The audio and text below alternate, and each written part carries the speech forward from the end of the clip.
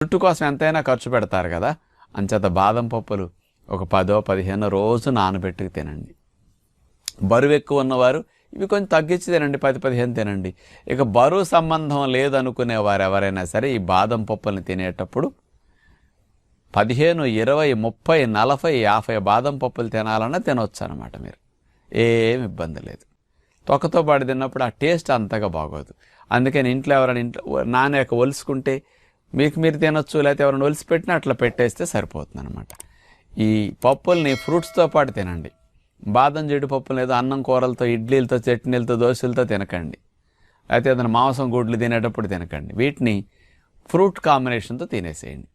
చక్కగా ఉదయం కానీ సాయంకాలం కానీ మనం ఫ్రూట్స్ తింటాం కదా, ఈ నట్స్ తిని ఫ్రూట్స్ తినొచ్చు అనమాట. అంచేత డబ్బులకి ఇబ్బంది లేని వారందరూ బాదం పప్పులకి డబ్బులు ఖర్చు పెట్టండి. మరి వీటిని నానపెట్టుకుని ఇంట్లో పిల్లలు, పెద్దలు, ముసలి